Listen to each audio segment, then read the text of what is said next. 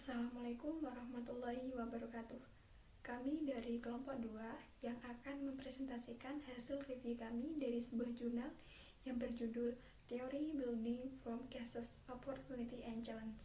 Sebelum kami memulai presentasi ini, kami akan memperkenalkan diri.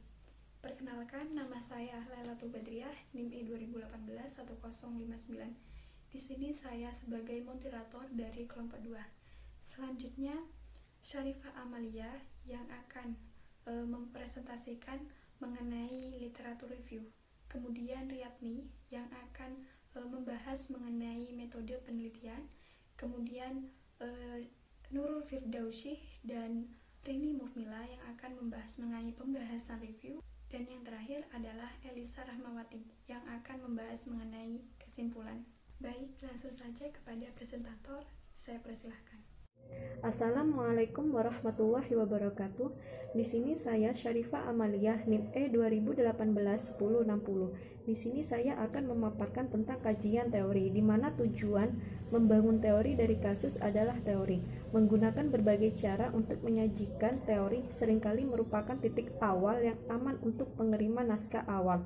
Langkah pertama yaitu membuat sketsa teori yang muncul dalam pendahuluan, kemudian di badan kertas. Tulis setiap propisi, hubungkan ke bukti empiris pendukung untuk setiap konstruksi dan untuk hubungan yang diusulkan antara konstruksi. Penting juga untuk menulis argumen teoritis yang mendasari yang menyediakan hubungan logis antara konstruksi dalam proposisi. Terakhir, berikan ringkasan teori visual seperti diagram, kotak dan panah atau tabel ringkasan. Bagi beberapa sarjana, membangun teori membumi berarti menciptakan teori dengan mengamati pola dalam data empiris yang dikumpulkan secara sistematis. Assalamualaikum warahmatullahi wabarakatuh. Nama Riyadni, NIM E 2018-1057. Di sini saya sebagai pemateri kedua yang akan menjelaskan metode penelitian.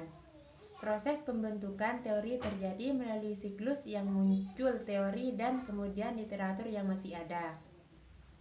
Beberapa peninjauan yang bekerja pada skala besar, hipotesis penelitian, pengujian mungkin salah memahami metode, misalnya penghargaan pengambilan sampel acak, atau hanya menganggapnya sendiri metode sebagai superior. Beberapa peninjauan yang bekerja dengan strategi penelitian lain yang juga menggunakan rich empiris data, misalnya penyelidikan naturalistik mungkin menekankan tebal deskripsi naratif, tetapi kurang tertarik dengan genre mempelajari teori yang dapat diuji dan digeneralisasikan. Terima kasih, sekian dari saya. Wassalamualaikum warahmatullahi wabarakatuh. Assalamualaikum warahmatullahi wabarakatuh. Saya Nurul Firdausyih, NIM E 2018-1097. Di sini saya akan memaparkan pembahasan. Yang pertama yaitu membangun teori dari studi kasus. Membangun teori studi kasus merupakan strategi penelitian yang melibatkan satu atau lebih kasus untuk membuat konstruksi teoritis, proposisi, dan teori mirroring dari berbasis kasus bukti empiris. Inti dari membangun teori dari studi kasus adalah logika replikasi, artinya masing-masing berfungsi sebagai eksperimen berbeda yang berdiri sendiri sebagai unit analitik. Studi kasus menekankan pada konteks dunia nyata yang kaya fenomena tersebut terjadi. Yang kedua, yaitu proses pembentukan teori. Proses pembentukan teori terjadi melalui siklus rekursif di antara data kasus yang muncul, teori, dan kemudian literatur yang masih ada. Yang ketiga, yaitu membangun teori pembenaran.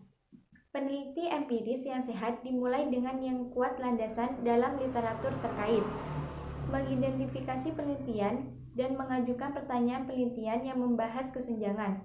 Tetapi ketika menggunakan teori membangun dari kasus sebagai strategi penelitian, peneliti juga harus mengambil langkah tambahan untuk membenarkan mengapa Penelitian itu mempercayakan cara ini lebih baik ditangani dengan membangun teori daripada penelitian pengujian teori.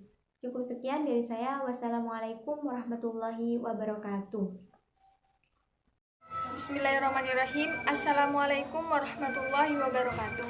Nama saya Rini Mufmila, NIM E2018-1062. Di sini saya akan melanjutkan pembahasan dari Mbak Nurul, yaitu pengambilan sampel teoritis kasus. Asumsi dari penelitian pengujian hipotesis skala besar tujuannya untuk mengembangkan teori. Pengambilan sampel teoritis secara sederhana dipilih karena kasus tersebut merupakan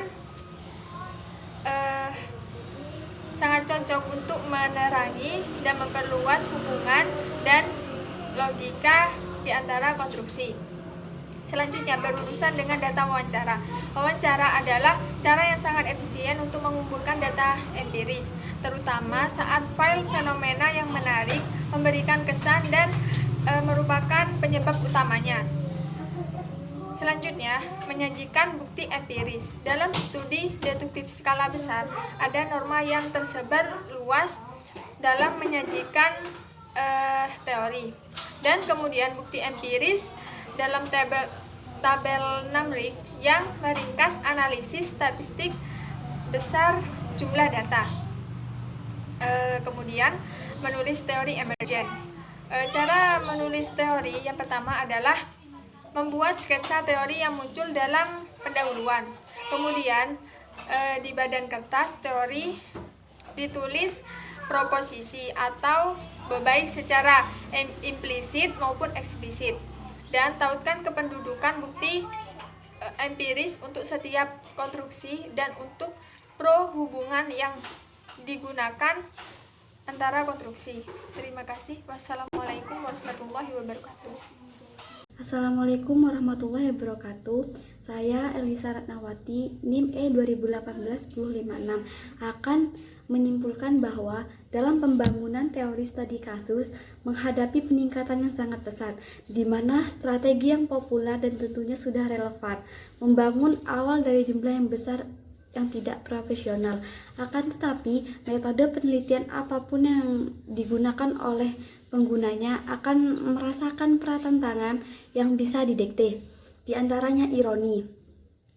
Ada ketika penggunanya mengendalikan penelitian data kualitatif, di mana yang kaya akan menjadi lebih global. Sekian. Cukup sekian presentasi dari kelompok 2. Kurang lebihnya mohon maaf. Assalamualaikum warahmatullahi wabarakatuh.